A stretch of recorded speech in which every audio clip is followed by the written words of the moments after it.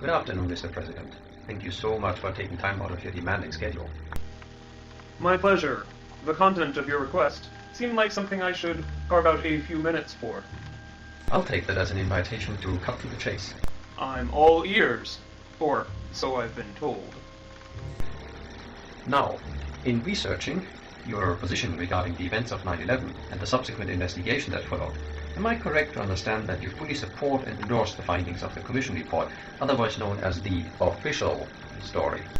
Do I have any reason not to? Given that most of us are presumably in touch with similar evidence. I really wish that were the case, sir.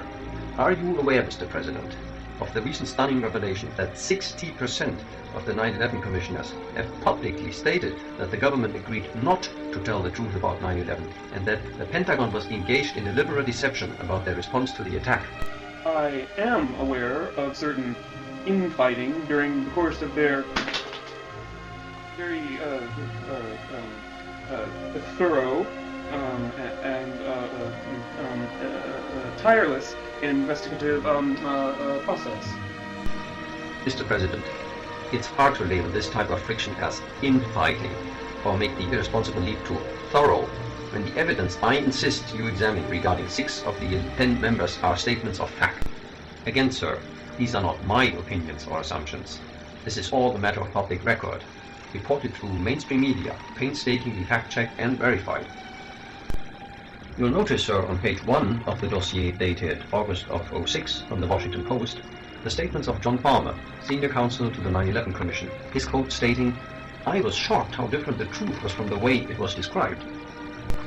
He goes on to further state, the NORAD air defense tapes told a radically different story from what had been told to us and the public for 2 years. On pages 2 and 3, sir, are the statements as well, from Commission co-chairman Thomas Keane and Lee Hamilton, Commissioners Bob Kerrey, Timothy Romer, and John Lehman, as well as the statements of Commissioner Max Cleland, an ex-senator from Georgia, who resigned, stating, "It is a national scandal. This investigation is now compromised.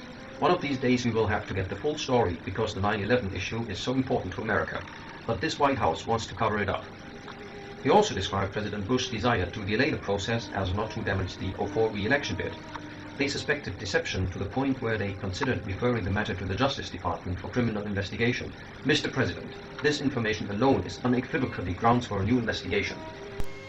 Mistakes were clearly made, but we as a people and as a country need to move forward. Sir, how can we focus on the future when the Commission itself is on record stating that they still don't know the truth? 9/11 has been the pretext for the systematic dismantling of our Constitution and Bill of Rights. Your administration is reading from the same playbook that the Bush administration foisted on America through documented secrecy and deception. Mr. Sheen, I'm having a difficult time sitting here and listening to you draw distorted parallels between the Bush-Cheney regime and mine.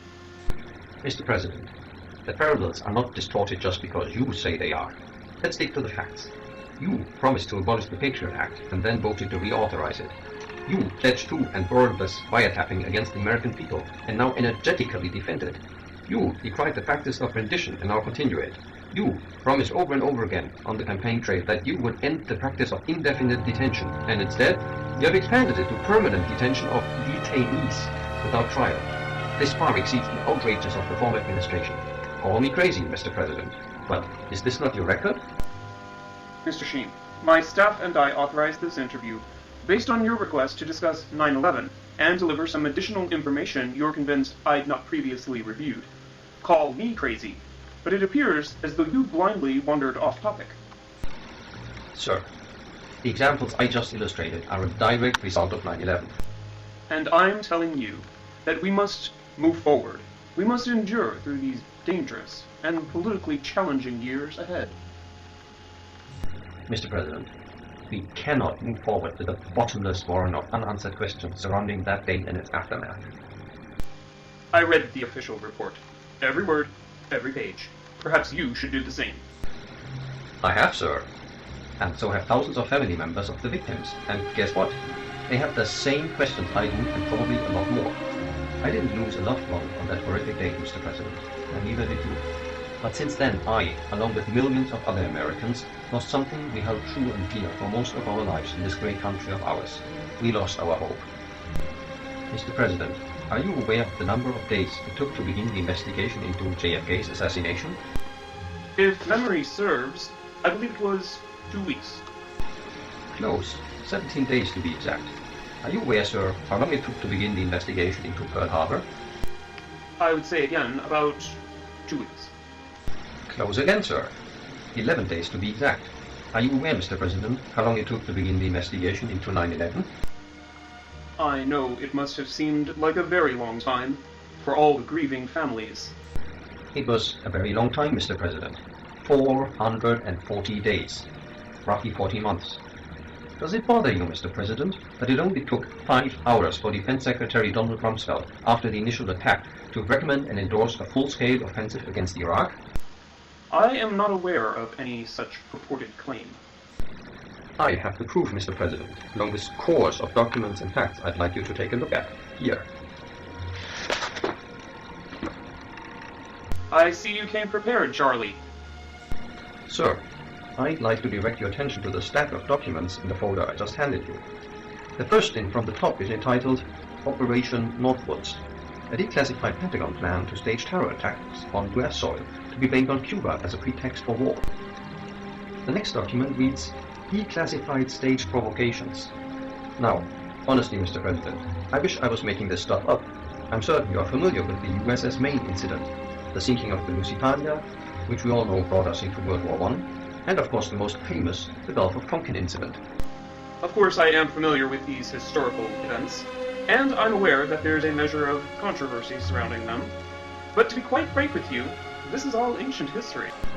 Mr. President, it has been often said, those who do not know history are doomed to repeat it.